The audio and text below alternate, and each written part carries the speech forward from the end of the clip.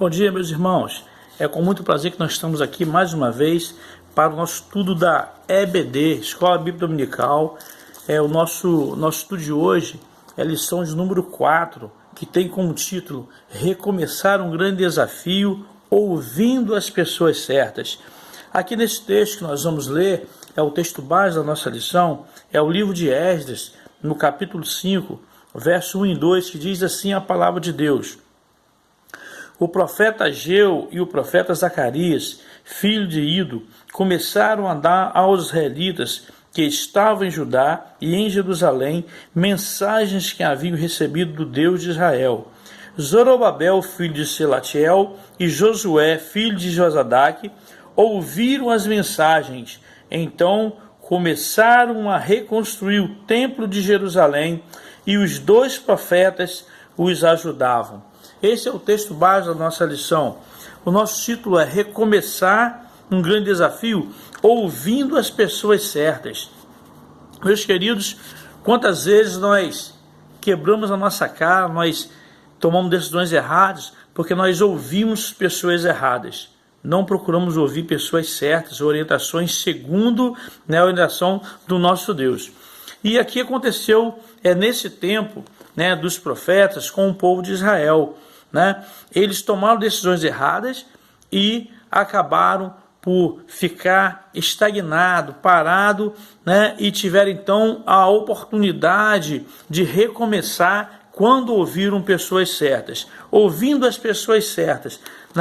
O objetivo dessa lição é refletirmos e avaliarmos sobre o que é preciso mudar na retomada do caminho que nós temos que trilhar. Nós temos vivido dias difíceis, a enfermidade, essa pandemia aí que quando nós pensamos que está acabando, ela recomeça, mas nós precisamos pensar o seguinte: Deus está conosco, Deus está no controle, Deus precisa ser ouvido em primeiro lugar. E é isso que nós queremos aprender, e temos a oportunidade de aprender nessa lição, a oportunidade de refletir sobre essa retomada, esse recomeço, sobre o caminho que precisamos seguir, num tempo em que nós somos bombardeados por tantas informações, tantos conselhos, entre aspas, que muitas vezes parecem bons, mas são caminhos que levam o homem, às vezes, até para a perdição. Então, hoje nós temos aí tantos influenciadores digitais, que é um termo muito usado hoje. As pessoas são influenciadas por outros, na mídia, nas redes sociais. E nós também temos visto isso ao nosso lado, quantas pessoas que são influenciadas a fazer coisas que não agradam ao Senhor, porque buscam conselhos e orientações em lugares errados e com pessoas erradas. Hoje nós somos, qualquer lado que nós olharmos, nós vamos ter pessoas tentando nos influenciar. E foi o que aconteceu com o povo de Deus, o povo de Israel. Naquela retomada da reconstrução do templo de Jerusalém, eles estavam ali a todo vapor, trabalhando na reconstrução, vencendo os obstáculos, desafios que precisavam ser vencidos. E num certo tempo, ao olhar para o lugar errado, para a pessoa errada, o povo começou a desanimar. O desânimo tomou conta daquele povo e a obra da reconstrução do templo ficou paralisada por mais ou menos 16 anos. Terrível quando nós olhamos para o lugar errado e buscamos orientações com pessoas erradas. Precisamos aprender a ouvir pessoas certas. Pessoas que poderão edificar as nossas vidas, ajudar a edificar as nossas vidas, pela orientação que vem do Senhor. Então, de várias maneiras, de jeitos diferentes, nós somos bombardeados, para tomarmos decisões na nossa vida, e muitas vezes nós tomamos decisões erradas, porque olhamos para a pessoa errada, buscamos orientação no lugar errado e com a pessoa errada. Mas como fazer diante desta situação? Como fazer? Nosso ponto de partida é nos certificarmos daquilo que temos visto e ouvido, conforme nos orienta a palavra de Deus lá em Atos capítulo 4, verso 20. Precisamos nos certificar daquilo que nós temos visto, e aquilo que nós temos ouvido, se é verdade. Se você tem uma informação, alguém que quer te ajudar, né, de alguma forma, ou em alguma área da sua vida, procure certificar se essa pessoa é capacitada, se ela tem condições de lhe orientar da maneira correta, né? Nós, como servos de Deus, precisamos buscar a orientação em pessoas que têm intimidade com Deus, aquelas pessoas, né, que buscam intimidade, vida com Deus. Certamente elas serão orientadas pelo Espírito a te dar a orientação correta para que você possa, né, estar vencendo os grandes desafios, né, do seu recomeço. Né? E isso aconteceu com esse povo de Israel. Quando eles estavam estagnados, né, Deus enviou ali os profetas, né, que puderam, sob a orientação do Senhor, orientar o povo para recomeçar novamente. O povo não podia ficar parado, estagnado, como ficou por tanto tempo. Então, precisamos ouvir pessoas orientadas por Deus, né? Quem são as pessoas? Né? São as pessoas que têm essa intimidade com Deus, que buscam a vida com Deus. Essas pessoas certamente terão orientações seguras para nos ensinar. Nós jamais podemos buscar orientação com pessoas que não têm intimidade ou que não têm conhecimento ou temor do Senhor. Foi isso que aconteceu com o povo de Israel. Quando os profetas vieram em nome de Deus, né, falar, eles sabiam quem eram os profetas, eles conheciam a vida daqueles profetas, a intimidade que tinham com Deus, né, se eles tinham realmente condição de ensinar eles o que deveriam fazer, né, de orientar como prosseguir. Né? Na verdade, o povo já vinha sendo bombardeado com falsas profecias. Devemos ter cuidado com isso também. Muitos, em nossos dias, tem vários falsos profetas que tentam, de todas as formas, ensinar os seus próprios conhecimentos, esquecendo da orientação que vem do Senhor. Mas o povo de Israel buscou orientação com os profetas que tinham intimidade com Deus e foram orientados, segundo o Espírito, à retomada da obra. Então, cuidado, a quem você procurar, a quem você ouvir, pessoas que têm intimidade com Deus. Não deixe, né, a oportunidade de passar. Busque aquelas pessoas que têm condições, que têm a orientação de Deus para a sua vida. Na palavra de Deus, na nossa vida de oração, de compromisso com o estudo da palavra, Deus sempre nos orienta a decisões certas. Mas, quando nós temos alguma dificuldade de recomeçar, procuremos conversar com pessoas que têm intimidade com Deus. Quem sabe, né, o pastor, irmãos que têm intimidade para te dar conselhos, né, para que você possa não ficar estagnado. Então, recomeçar um grande desafio ouvindo as pessoas certas. Né? Para isso, meu querido, é necessário e imprescindível, né, ouvir as pessoas que têm condições de ajudá-lo a crescer. Né? Precisamos ter atenção redobrada, né, e conhecimento bíblico profundo para não sermos enganados, né? Não sermos levados por qualquer vento de doutrina, conforme nos fala a palavra de Deus. Hoje, até mesmo buscando o crescimento correto, muitas vezes nós somos influenciados a não crescer, a continuar estagnado, porque os próprios falsos profetas, pessoas que falam em nome de Deus, como havia lá no povo de Israel, também hoje há, que falam muitas vezes em nome de Deus, mas que não tem nenhum compromisso com o Senhor. Né? O contexto aqui desse estudo, né, nos fala que o povo de Deus havia ficado cativo mais ou menos 70 anos, né?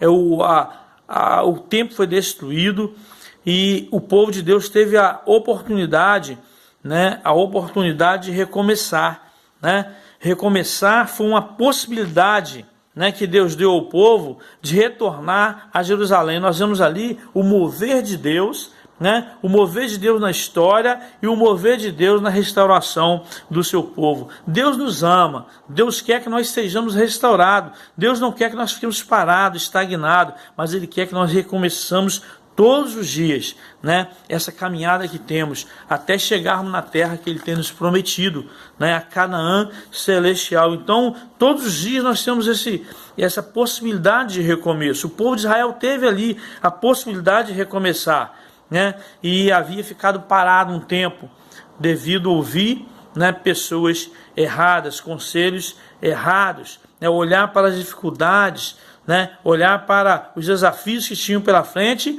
em vez de olhar para o Deus que vence desafios. Então o povo teve essa possibilidade de restauração. Né? Lá em Esdras 1 nós vemos isso. Né? Nesse contexto, os israelitas se viram diante de grandes desafios, dentre eles a reconstrução do templo. Né? Grandes desafios o povo tinha, e entre eles a reconstrução do templo, recomeçar a obra que havia sido começado e que por algum motivo, né, seja talvez econômico, né, desavença até com povos daquela terra, e o povo acabou desanimando daquela obra, né? O desânimo tomou conta, falsos ensinamentos, falsos conselhos, pessoas que tinham interesse em que a obra não prosseguisse, né? Assim acontece conosco hoje também. Quantas vezes nós somos levados a parar, somos levados a desanimar. Nessa pandemia que está aí, muitos irmãos têm desanimado. Por quê? Que têm olhado para a pandemia, têm olhado para os obstáculos, têm olhado para os desafios, e não têm olhado para o Deus que vence desafios, para o Deus que vence obstáculos. Né? Tem um ditado muito certo, né? Não mostre para o seu Deus o tamanho do seu problema, mostre, né, para o seu problema o tamanho do seu Deus. Né? Deus, ele é maior, Deus, ele pode. O apóstolo Paulo disse que em Cristo nós somos mais do que vencedores. Nós não somos apenas vencedores, nós somos mais do que vencedores, né, por aquele que nos amou. Meus queridos, não paremos, não fiquemos estagnados. A obra de Deus continua. Né? Vamos continuar adorando, continuar louvando ao Senhor, saber que ele pode todas as coisas e ele quer que nós flutuemos sobre as dificuldades, todos os desafios. Josué, quando o povo estava para entrar na terra prometida, né, quando os espias foram enviados, Josué era um deles, né, enquanto veio um relatório de que os homens eram gigantes, né, eram homens de guerra, e que o povo de Deus seria consumido como gafanhotos diante deles, Josué se levantou e disse assim, né, Deus está conosco, né? O Deus Criador está conosco, não está com eles. Olha a diferença, meus irmãos. Quando Deus está conosco, nós podemos saber que somos mais do que vencedores. Nós não podemos olhar para os desafios, né? As dificuldades.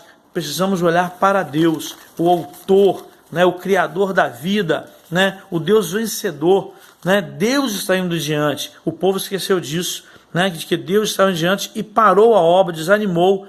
Esqueceram que Deus era o Deus da obra, o dono da obra, né? O engenheiro, aquele que criou todas as coisas e que pode nos dar condições de vencer os desafios. Então, nesse contexto, os israelitas, né, se viu diante de grandes desafios, e diante disso eles paralisaram a reconstrução do templo. Mas agora vem um tempo em que os homens de Deus, né, os profetas Zacarias e Ageu, eles ouvem de Deus, incentivam o povo, né? Falam que a obra precisava ser continuada. Então os líderes, né, político, né, e também espiritual, eles ouviram, né, a voz de Deus através do profeta. E diz o texto que no mesmo momento eles começaram a pensar já em começar a obra. Eles não fizeram o projeto para frente, mas era começar imediatamente, né, a obra de reconstrução. Começaram a obra, né, com todo o vigor, com toda a vontade, sabendo que Deus estava na frente, né, era Deus que estava com eles. Então, né, o que se interpõe entre o sucesso e um fracasso de um projeto? Né? O que se interpõe, né, entre o sucesso e o fracasso? Muitas vezes são as pessoas que estamos ouvindo e a direção que estamos tomando, né? A direção para quem nós estamos olhando. Lá em Esdras 3 nós vemos que o clima era de segurança, ânimo, devoção, né, vontade de trabalhar, adoração a Deus, né? A reconstrução estava toda a vapor, lá em Esdras 3. Mas nós vemos também que em Esdras 4, o desânimo, a perseguição, né, e a parada da obra. Então, o que se interpõe, né, entre o sucesso e o fracasso, né, desse projeto? O que se interpõe, muitas vezes, são, né, as pessoas que nós ouvimos e para onde nós olhamos. Enquanto o povo olha para Deus, enquanto o povo busca a palavra de Deus, né, a obra continua, mas quando desvia o olhar, a obra para. Assim também é com a nossa vida, né? Se nós pararmos a obra, né, certamente é porque nós estamos olhando para o lugar errado, porque o Deus da obra, ele não para, né? Qual a explicação para isso, né? O povo estava dando ouvido a pessoas erradas, influências erradas, pessoas erradas, mal intencionadas, né? Pessoas que plantavam desânimo e medo no coração do povo. Esdras 4, de 4 a 5.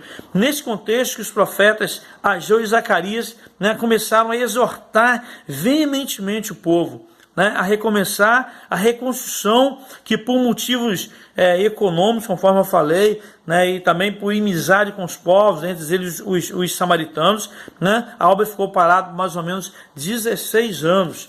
Né, apesar das circunstâncias, né, apesar das circunstâncias desfavoráveis e os problemas, né, nas lutas, né, que o povo enfrentava, era preciso recomeçar.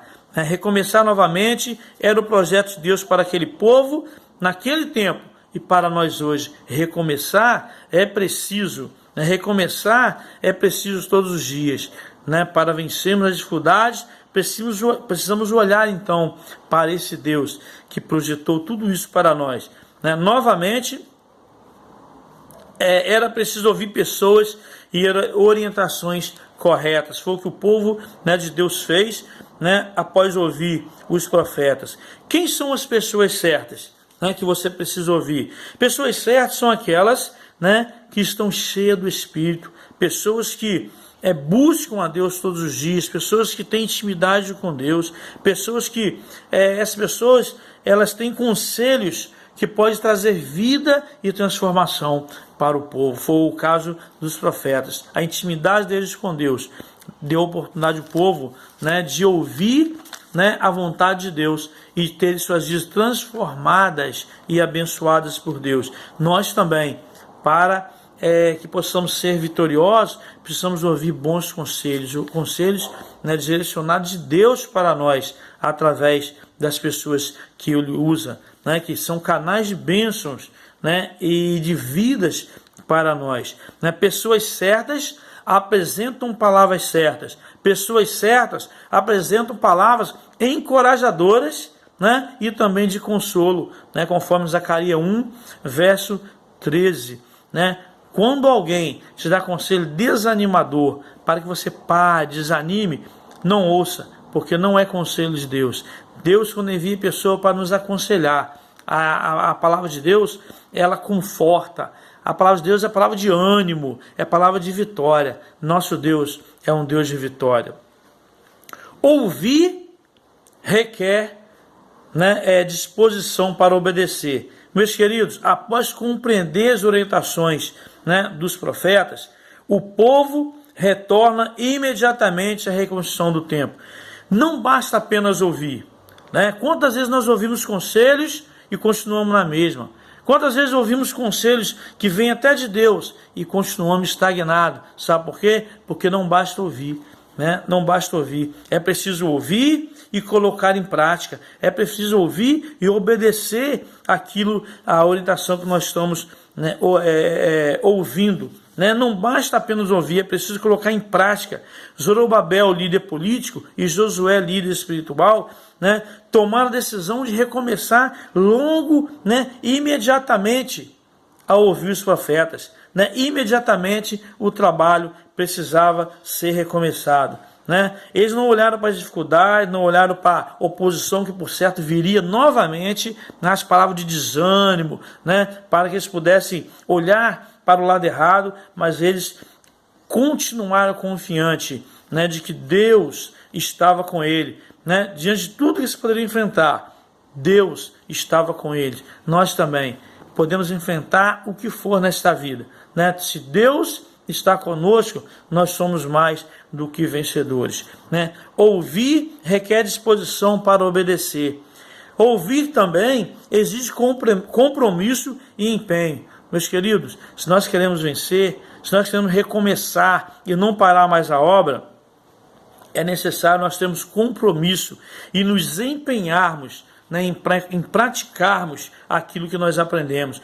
Quando nos dedicamos a cumprir a vontade de Deus, a presença de Deus faz toda a diferença, né? Deus é que garante o sucesso do seu trabalho, né?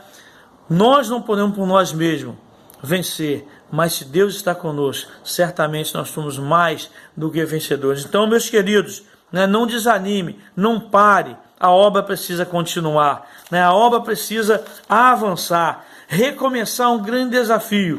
Precisamos recomeçar ouvindo pessoas certas. Que Deus nos abençoe, que nós possamos ouvir a palavra de Deus, ouvir ensinamentos do Senhor, buscar a intimidade com Deus e a orientação de pessoas que têm intimidade com Deus, que é por certo, nós não podemos ficar parados. É necessário, é preciso recomeçar. Diante dos desafios, né, hoje, no nosso tempo, na nossa geração, quantos desafios nós somos lançados, né, lançados sobre nós, e nós precisamos saber que eles precisam ser vencidos, e nós podemos, porque o nosso Deus está conosco. Lembre-se disso, Deus está comigo, Deus está com você, Deus está conosco, né? Recomeçar é preciso, né? Vencer desafios é preciso, e certamente nós chegaremos aquele dia em que cantaremos, né, com um grande louvor, né, o hino da vitória que Deus tem preparado para nós, né? Que Deus nos abençoe e que nós possamos realmente não parar a obra, não deixar estagnado, mas avançar e avançar todos os dias, né? Recomeçar é preciso, né? Ouvir pessoas certas é necessário. Que Deus nos abençoe. Amém.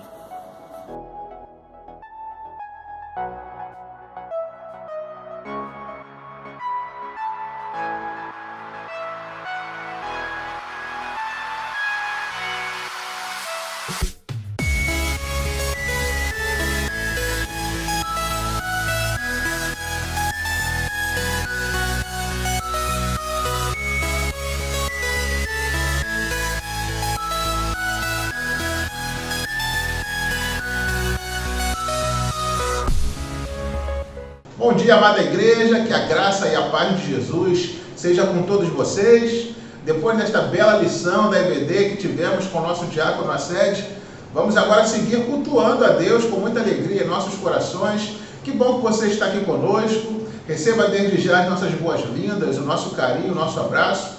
E vamos iniciar este culto falando com Deus, suplicando, agradecendo, colocando diante do Senhor a nossa causa, os nossos sonhos, as nossas famílias, e vamos acompanhar nessa oração a nossa irmã Hélida. Oremos ao Senhor, igreja.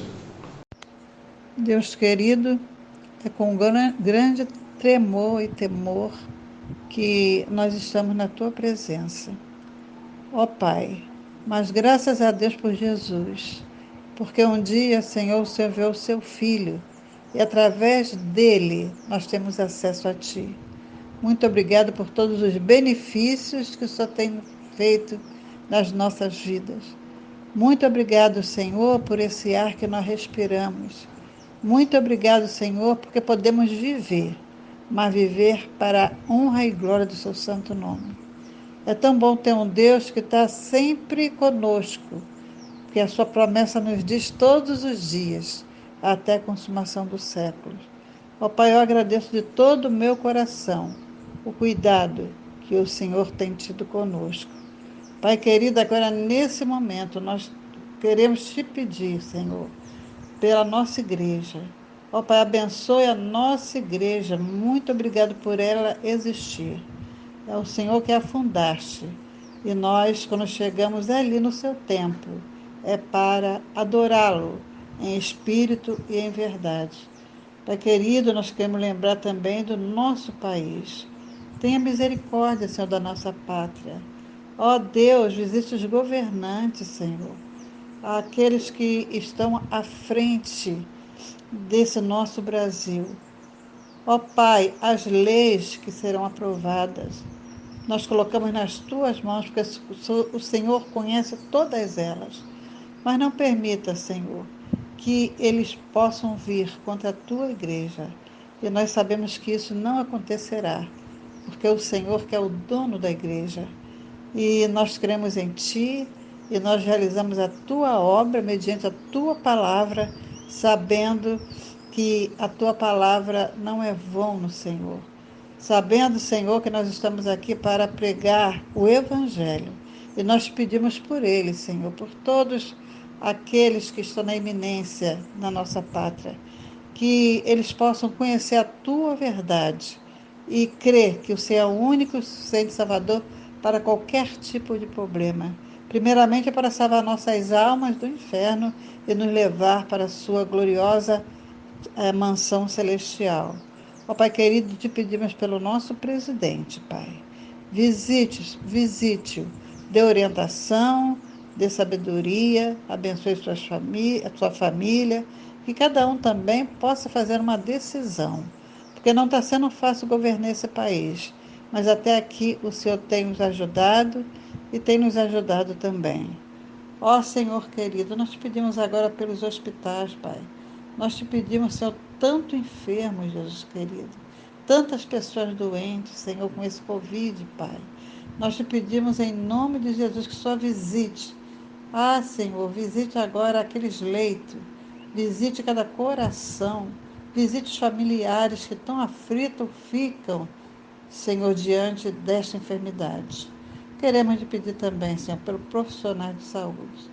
Ó Deus, médicos, enfermeiros, Senhor, aqueles que também estão na limpeza, todos que trabalham, Senhor, ali na sua profissão, no seu devido lugar, abençoe, proteja-o do mal, renova sua força a cada dia de trabalho nos hospitais.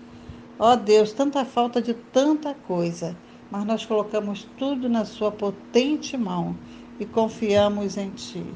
Senhor, pelos comerciantes, pelas famílias, meu Pai, pelos trabalhadores. Ó Deus querido, tenha misericórdia. Nós dependemos somente de Ti e confiamos de Ti. Às vezes, olhando o Senhor, nós não sabemos o certo, o que fazer, mas o Senhor tem nos dado orientação. Que cada um, nesse momento, aqueles que não Te conhecem, que queiram Te experimentar, que queiram experimentar essa graça que o Senhor nos dá a cada dia, porque nós sentimos assim, a cada dia o Senhor nos renova, e a sua graça, Senhor, é abundante nos nossos corações. Ó Deus querido, também te peço pelo pastor da nossa igreja, Senhor, te peço também pela sua esposa, te peço pelo seu filhinho.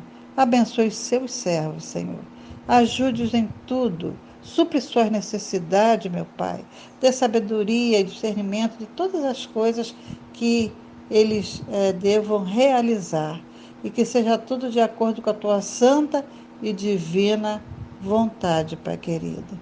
Ó Deus, muito obrigado, porque como é bom ter o Senhor, como é bom conhecer esse Deus, como é bom, Senhor, desfrutar da Tua graça através do Teu Espírito Santo.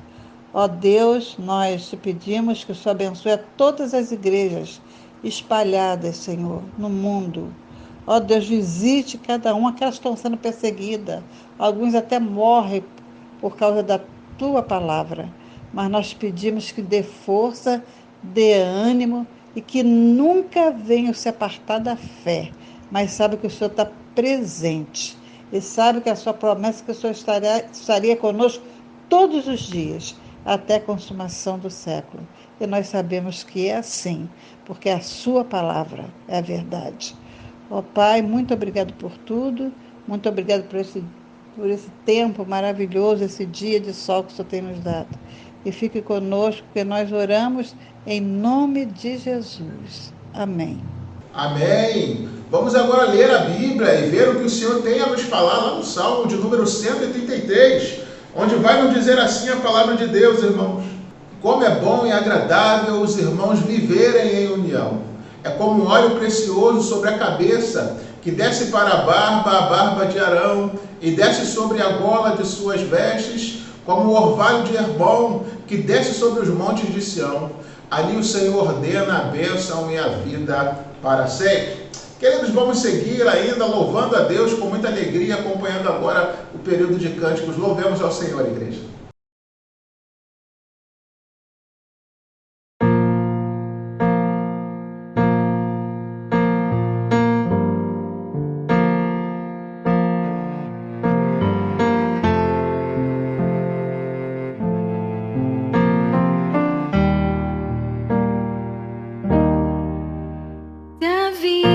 Fosse fácil como a gente quer, se o futuro a gente pudesse prever, eu estaria agora tomando um café, sentado com os amigos em frente à TV.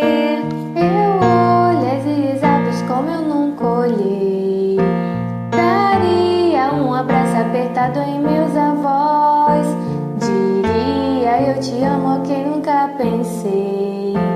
Talvez é o que o universo espera de nós. Eu quero ser curada e ajudar a curar também. Eu quero ser melhor do que eu nunca fui, fazer o que eu posso pra me ajudar, ser justo e paciente como era Jesus. Eu quero dar valor até o calor do sol, que eu esteja preparado pra quem me conduz, que eu seja todo dia como um girassol, de costas pro escuro e de frente pra luz.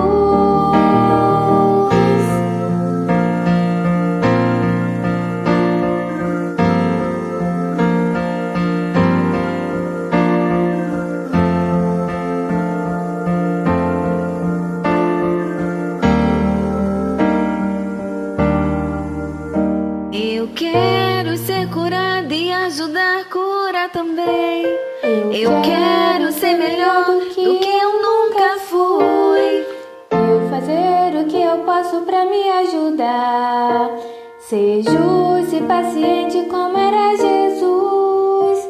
Eu quero dar valor até o calor do sol, que eu seja preparado pra quem me conduz, que eu seja todo dia como um girassol, de costas pro escuro e de frente pra luz, de frente pra luz, essa luz que é Jesus.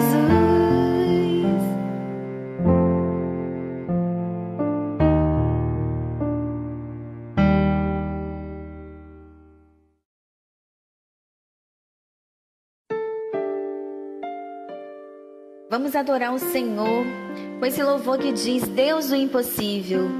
O nosso Deus, Ele é Deus do impossível e que faz o impossível acontecer. Em tempos difíceis, devemos colocar a nossa fé somente no nosso Senhor, que é dele que vem o nosso socorro.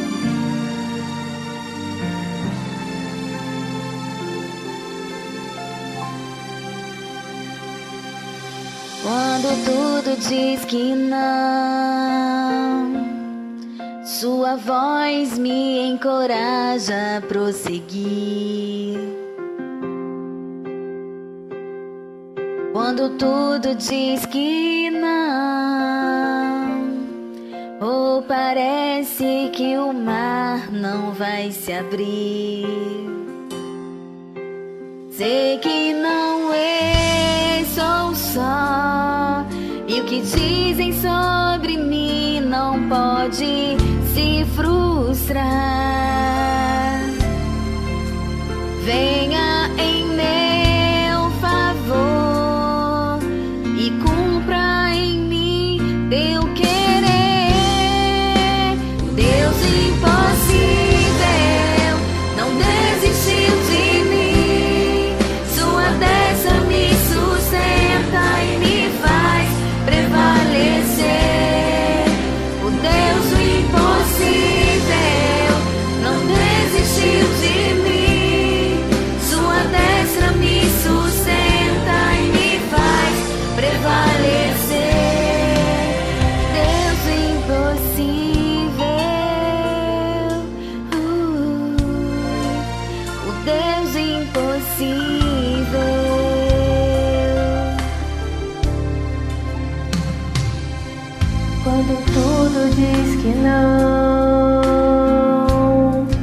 Sua voz me encoraja a prosseguir. Quando tudo diz que não, ou parece que o mar não vai se abrir, eu sei que não estou só, e o que dizem sobre mim não pode se frustrar. Venha em meu favor e cumpra em mim teu querer. O Deus do impossível não desistiu de mim. Sua destra me sustenta e me faz prevalecer. O Deus do impossível não desistiu de mim. Sua destra me sustenta e me faz prevalecer. O Deus do impossível não desistiu de mim. Sua destra me sustenta e me faz prevalecer. O Deus do impossível não desistiu de mim. Sua destra me sustenta e me faz prevalecer. O Deus do impossível.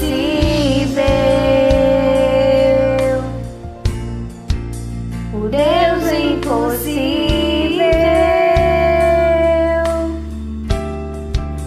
O Deus do impossível.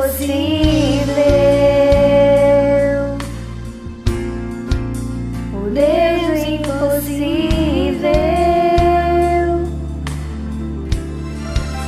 O Deus do impossível.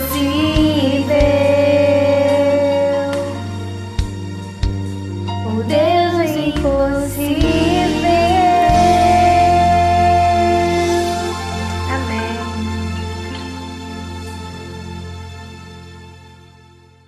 Louvado seja Deus. Nós vamos agora orar mais uma vez, nos preparando para a reflexão da palavra de Deus. Vamos ver aquilo que o Senhor ainda tem a nos comunicar nesta manhã. Convido você a fechar os seus olhos e a orar comigo. Grandioso Deus e amado Pai, muito obrigado, Senhor, por todas as lições ricas e benditas que o Senhor já transmitiu aos nossos corações no decorrer deste culto, a começar pela lição da EBD que tivemos, ó Pai.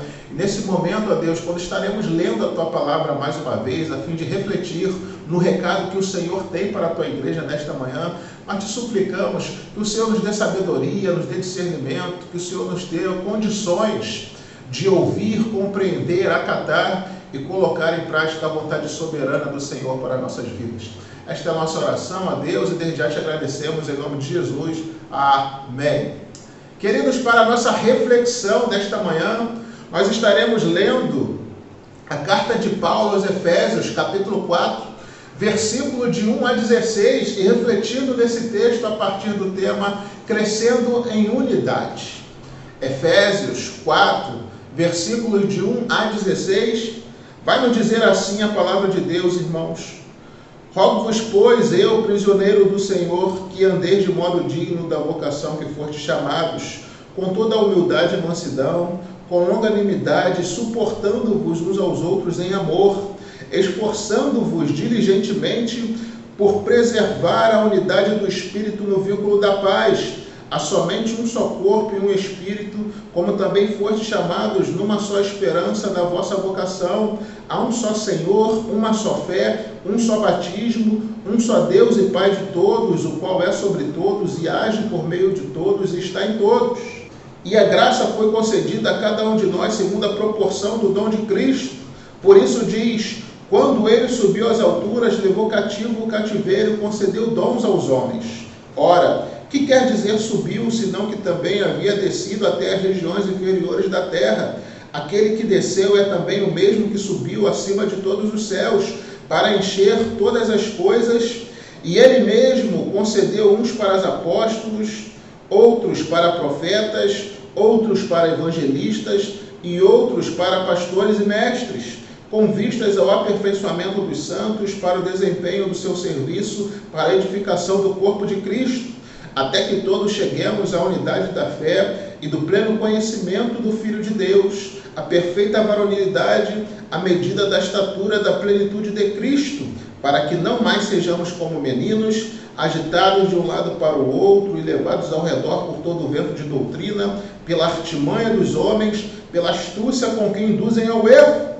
Mas seguindo a verdade em amor, cresçamos em tudo naquele que é o cabeça, Cristo, de quem todo o corpo bem ajustado e consolidado pelo auxílio de toda a junta, segundo a justa cooperação de cada parte, efetua o seu próprio aumento para a edificação de si mesmo em amor, crescendo em unidade.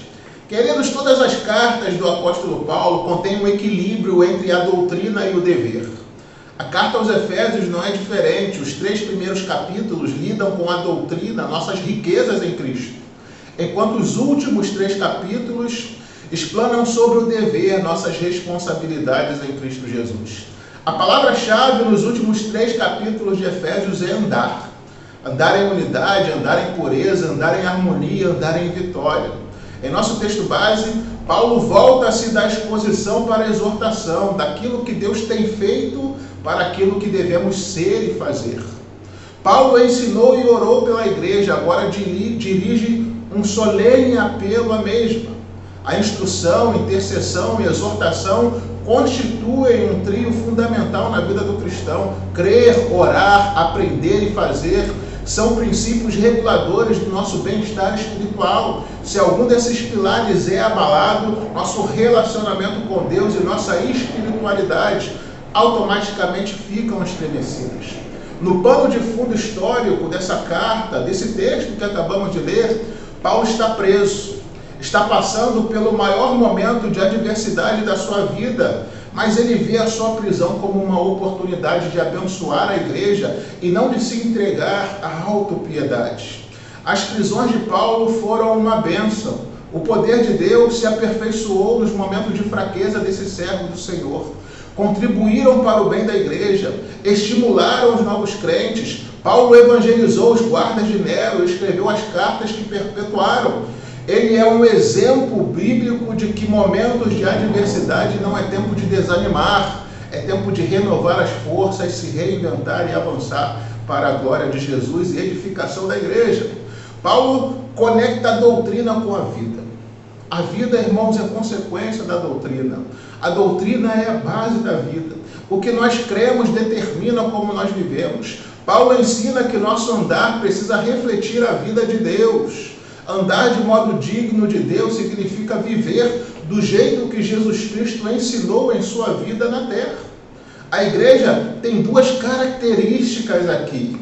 É um só povo, ou seja, judeus e gentios, é uma só família de Deus. E também é um povo santo, distinto do mundo secular. Filipenses 1, versículos 27 e 28 nos declara: vivei acima de tudo por um modo digno do Evangelho de Cristo, para que ou indo ver-vos, ou estando ausente, ou sendo tocante a vós outros, que estáis firmes, como uma só alma, lutando juntos pela fé evangélica, e que em nada estáis intimidados pelos adversários. Pois o que é para eles prova evidente de perdição é para vós outros de salvação, e isso da parte de Deus. A ideia básica desse texto é a unidade dos crentes em Cristo que leva a igreja a crescer. É uma aplicação prática da doutrina. Para entender essa unidade, devemos entender 4 princípios importantes. Em primeiro lugar, a graça da unidade. Unidade, não uniformidade. Unidade vem de dentro.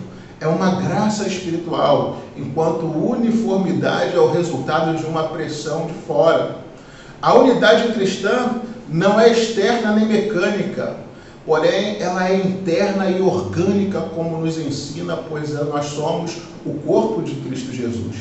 Paulo usa mais uma vez a figura do corpo para descrever a unidade da igreja. Paulo lista 4 virtudes que caracterizam o andar digno do cristão. Unidade não é criada, mas preservada. Ela já existe por obra de Deus e não do homem. Como pode ser preservada essa unidade da igreja? O texto nos diz: preservando a unidade do Espírito no vínculo da paz.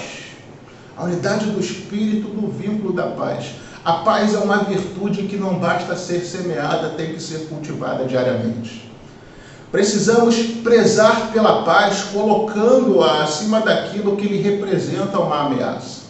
Precisamos colocar a importância da paz acima das diferenças pessoais, acima das discórdias eventuais, acima das ofensas, dos boatos, acima da tentação de ferir o próximo, seja com palavras ou atitudes que entristecem o seu coração. O cristão deve ter em mente que a paz é mais importante, pois Jesus nos ordenou a ser pacificadores no Sermão do Monte.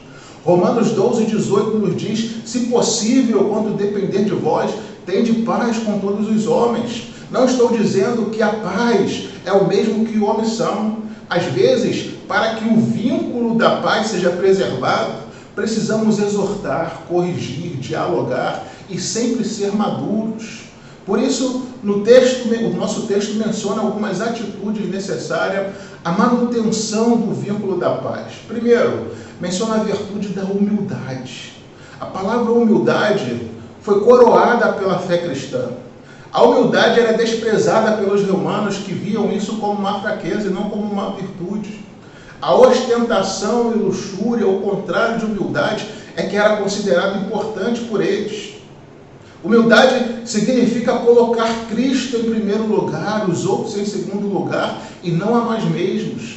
Cristo apresentou-se como alguém manso e humilde de coração. A primeira bem-aventurança cristã é ser humilde de espírito. A humildade, irmãos, vem do conhecimento que nós temos de nós mesmos. E que conhecimento é esse? Aquela pessoa que sabe que veio do pó, é pó e voltará ao pó, não pode se orgulhar. A humildade vem do confronto da própria vida com a vida de Cristo à luz das exigências de Deus. Quando nós reconhecemos que Cristo é santo e puro, somos desafiados a imitá-lo, então precisamos ser humildes. Então nossa autossuficiência perde a sua razão de ser. A humildade também vem da consciência de que somos criaturas totalmente dependentes de Deus. Não podemos viver um minuto sequer sem o cuidado de Cristo. Nosso dinheiro, saúde, amigos, nossa qualidade e status não podem nos sustentar como Deus nos sustenta. Cristo é o exemplo máximo de humildade. Ele esvaziou-se de si mesmo. Seguindo o seu exemplo, precisamos compreender que é necessário que ele cresça e que nós mesmos diminuamos para a glória de Deus. Segundo o nosso texto, menciona a mansidão.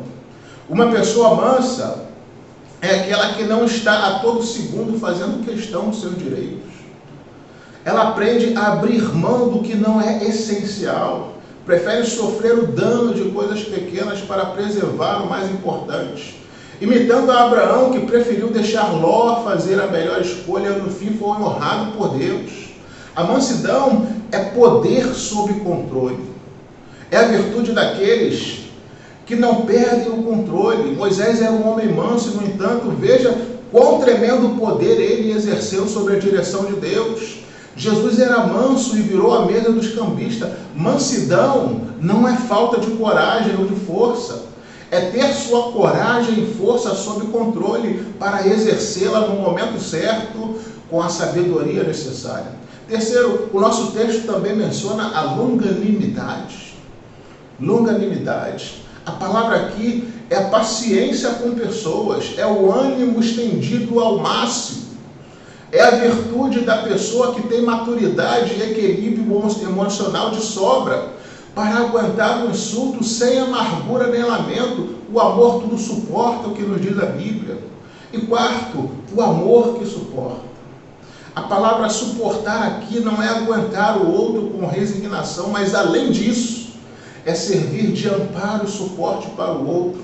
Isso não por um dever amargo, mas com amor. É isso que vai fortalecendo a nossa unidade. Em segundo lugar, o fundamento da nossa unidade. A unidade, irmãos, tem o seu fundamento na santidade, no mandamento bíblico e na pureza dos mandamentos de Deus.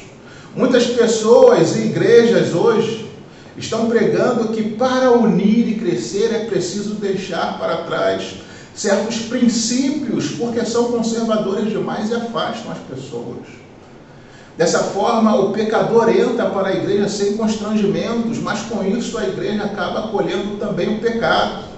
Mas a unidade edificada sob outra base que não é a verdade bíblica, o arrependimento, a verdadeira conversão e a santidade, é o mesmo que edificar uma casa sobre areia. Paulo nomeia aqui algumas realidades básicas que unem todos os cristãos. Ele fala sobre um só corpo. Só existe uma igreja verdadeira, o corpo de Cristo, formada de judeus e gentios. A única família no céu e na terra. Uma pessoa só começa a fazer parte desse corpo quando é convertida e batizada pelo Espírito no corpo de Cristo. Nenhuma igreja local ou denominação pode arrogar para si a pretensão de ser a única igreja verdadeira. Um só Espírito, é o mesmo Espírito que habita na vida de cada crente. Uma só esperança, é a esperança da volta de Jesus para reinar com a sua igreja. Um só Senhor, este é o nosso Senhor Jesus Cristo que morreu por nós, vive por nós e um dia voltará por nós. É difícil crer que dois crentes que dizem obedecer ao mesmo Senhor sejam incapazes de andar juntos em unidade.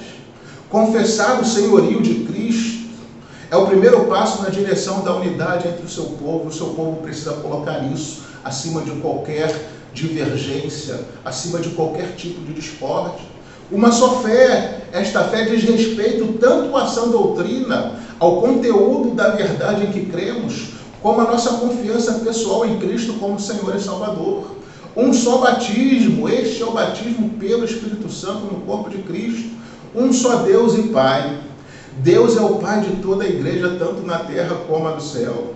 Deus é sobre todos, ou seja, esta frase implica no domínio, na soberania de Deus sobre nós, a sua igreja. Deus age por meio de todos. Esta frase implica tanto na providência quanto na ação de Deus por meio da sua igreja. E Deus está em todos. Esta frase implica na presença do Senhor em nós. Em terceiro lugar, irmãos, os dons da unidade. Os dons da unidade. Variedade na unidade é uma coisa que nós precisamos entender biblicamente. Paulo passa daquilo que todo cristão tem em comum para aquilo que difere um cristão do outro. Os dons espirituais. Os dons, irmãos, são dados para unir e edificar a igreja. Os dons são habilidades dadas aos crentes para que eles sirvam a Deus e aos irmãos de tal modo que Cristo seja glorificado e os crentes sejam edificados. Todo cristão possui algum dom. Existe grande variedade de dons. O Senhor glorificado é soberano na distribuição desses dons. Como você pode descobrir e desenvolver os seus dons? Pela comunhão na sua igreja. Os dons não são brinquedos particulares para o nosso próprio deleite, mas são ferramentas com as quais nós devemos trabalhar em prol dos outros. Se os dons não forem usados para a edificação dos outros, incorremos no pecado da omissão. Como aquele servo mau que enterrou os seus talentos quando deveria ter colocado em ação da forma que o seu Senhor esperava. Antes de nos conceder dons, Deus nos deu uma missão de evangelizar o mundo. Portanto, Deus não dá dom a ninguém sem propósito e sem grandes expectativas. Seja qual for o dom que Deus tenha dado a mim e a você, Deus espera grandes coisas de nós. E frustrá-lo nesse quesito também caracteriza a infidelidade, da qual um dia teremos que prestar contas a Ele. O texto diz que Cristo levou cativo o cativeiro e deu dons aos homens. Cristo voltou ao céu como supremo vencedor. A figura aqui é de um conquistador militar, conduzindo seus cativos e distribuindo os espólios com os seus seguidores. Aqui, entretanto, os cativos não são os inimigos, mas seu próprio povo. Os pecadores que estiveram sob o domínio da carne, do mundo e do diabo, agora são livres para servir a Cristo, para cumprir a missão que Ele deu de espalhar o Evangelho sobre todo o mundo. Quando Cristo veio à terra, foi ao profundo da humilhação. Quando ascendeu aos céus, Ele alcançou o máximo da exaltação. Então Ele deu dons à sua igreja. Que dons são esses? O nosso texto menciona alguns. Primeiro fala de apóstolos. Jesus tinha muitos discípulos, mas apenas 12 apóstolos. Um discípulo é um seguidor que foi comissionado a realizar a obra de Jesus em qualquer tempo da história. O apóstolo é um seguidor que foi comissionado a realizar a obra de Jesus nos tempos específicos em que correspondem ao Novo Testamento. Ao Novo Testamento. Os apóstolos tinham que ter 3 qualificações: ver pessoalmente a Cristo, ser testemunha da ressurreição e ter o ministério autenticado com milagres especiais, conforme diz Hebreus 2, de 1 a 4. Nesse sentido, não temos mais apóstolos hoje, mas no sentido geral, todos nós fomos chamados e comissionados a realizar a obra de Deus. Segundo, profecias. O nosso texto fala sobre profecias. Os profetas não eram apenas aqueles que previam o futuro, mas sobretudo aqueles que proclamavam a palavra de Deus e denunciavam o pecado. Eles recebiam suas mensagens diretamente do Espírito Santo. Nós não temos mais mensagens revelacionais. O cânon da Bíblia está completo. Hoje não temos mais profetas, mas o dom de profecias, que é a exposição das Escrituras, que é a profecia do livro aberto. Nós temos, irmãos queridos, a profecia de Deus, e por meio dela nós podemos saber o que vai acontecer hoje, o que vai acontecer no futuro, o que já aconteceu no passado. Deus já determinou toda a história e nós temos conhecimento daquilo que Deus determinou através da profecia do livro aberto. Terceiro, evangelistas. Todos os ministros devem fazer a obra de um evangelista. Sob a direção de Jesus, os apóstolos e profetas lançaram o fundamento da igreja e os evangelistas edificam sobre este fundamento, ganhando os perdidos para Cristo. Cada membro da igreja deve ser uma testemunha de Cristo, mas há pessoas a quem Jesus dá o dom especial de comunicar o evangelho e ser um evangelista. O fato de não termos esse dom não nos desobriga do evangelismo, principalmente por meio do nosso testemunho. Quarto, pastores e mestres. Constitui um só ofício com a dupla função. Deus chama alguns para serem pastores e mestres. O pastor ensina e exorta, ele anima, alimenta, cuida, protege, vigia e consola as ovelhas. Ele faz isso através da palavra. A palavra é o alimento, é a vara e também o cajado que o pastor usa. Nenhum entretenimento ou novidade pode substituir a palavra de Deus na igreja. Em quarto lugar, irmãos, o crescimento da unidade. Em quarto e último lugar, o crescimento da unidade. Os dons de Cristo, a igreja tem objetivos claros: aperfeiçoamento dos santos, desempenho do serviço, edificação do corpo de Cristo. A finalidade é a edificação da igreja. As evidências do crescimento espiritual da igreja podem ser vistas em 4 aspectos. Primeiro, a maturidade espiritual ou semelhança dos crentes com Cristo. Cristo é a nossa vida, Ele é o nosso exemplo, Ele é o nosso alvo. Devemos ter a meta de imitá-lo e chegar à sua semelhança. Nada menos que isso. Nada menos que isso. Precisamos ser o reflexo de Jesus nesse mundo. Um crente é alguém em quem Cristo vive novamente. Estabilidade espiritual. Um crente maduro não é jogado de um lado para o outro por todo vento de novidade, por todo vento de doutrina, pela artimanha dos homens com que induzem ao erro. Há crentes que vivem embarcando em todas as ondas de novidade, jamais se firmam na verdade, jamais se firmam em igreja nenhuma, vivem atrás de experiências e não têm discernimento para identificar os falsos ensinos e falsos mestres. As modas vêm e passam. As novidades religiosas, irmãos, são como chiclete, são como goma de mascar, perdem logo o doce e então as pessoas começam a mascar borracha e logo precisam de outra novidade. Terceiro, seguir a verdade em amor. A verdade sem amor é brutalidade. O amor sem verdade é hipocrisia. Provérbios 27, versículo 6 diz: leais são as feridas feitas pelo que ama, porém os beijos de quem odeia são enganosos. A verdade e o amor precisam estar de mão dadas e caminhar juntos. Quarto, cooperação espiritual. Cada membro do corpo, com o dom que recebeu de Jesus, tem um ministério importante a exercer para o bem da igreja e avanço do Evangelho. Você tem uma missão importante, meu irmão. Jesus Cristo está contando com você, porque Jesus Cristo está contando com a sua igreja. O corpo cresce quando os membros crescem. E eles crescem quando eles alimentam uns aos outros com a palavra de Deus. Crianças não podem se cuidar sozinhas, precisamos uns dos outros. Um cristão isolado não pode ministrar aos outros. Portanto, queridos, temos aqui a visão de Paulo para a igreja. A nova sociedade de Deus deve demonstrar amor, unidade, diversidade e uma maturidade sempre crescente. Esse é o significado da unidade que Cristo preza em ver na sua igreja.